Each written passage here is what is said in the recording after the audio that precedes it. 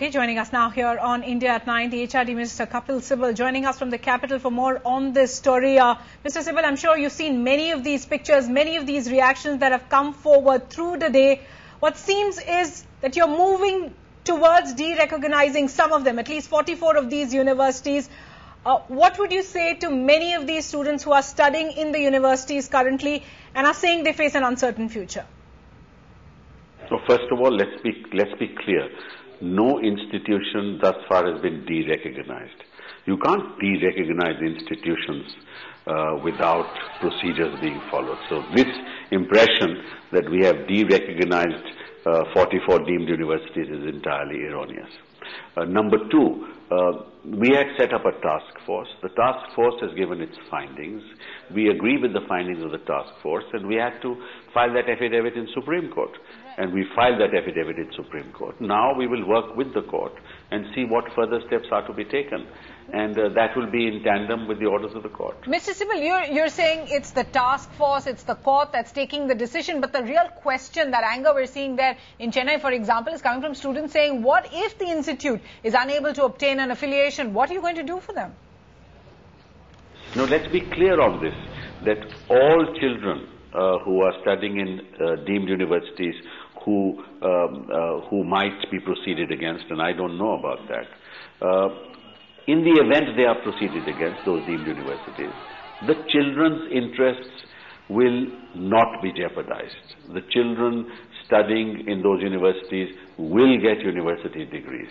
That's the assurance of the government, and I'm sure that as the matter proceeds in court, that will be taken care of. But I'm nobody to preempt what's going to happen. Sure. The matter is sub judice, and therefore I do not want to comment any further. Okay. So you are at the moment giving an assurance to all students that if they are studying in any of those 44 deemed universities that you've told the Supreme Court about, they will get a university certificate. But Mr. Sibal, many would say that the problem in a sense is of the creation of the UPA government, because the previous HRD minister, or at least in under his regime, we found that the deemed university tag or the status was really up for grabs. Whether a college did have the infrastructure or not, it did get a deemed status.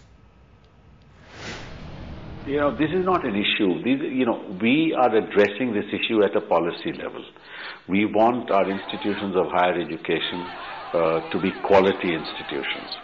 We don't want institutions which do not produce quality students, which do not do any research, especially when they are deemed to be universities and universities.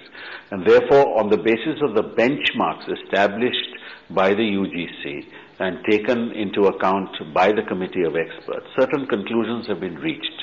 And therefore, we don't want to, put our fingers and point our fingers against anybody.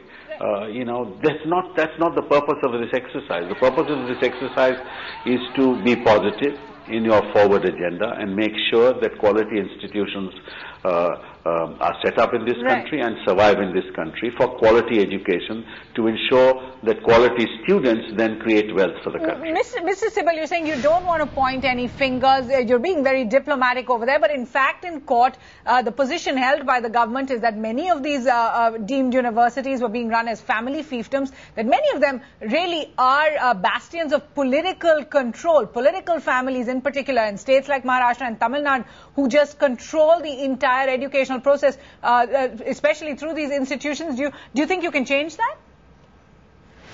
Well, what we are doing is we are hopefully going to introduce in Parliament the malpractices bill, education malpractices bill, which will take care of most of these concerns.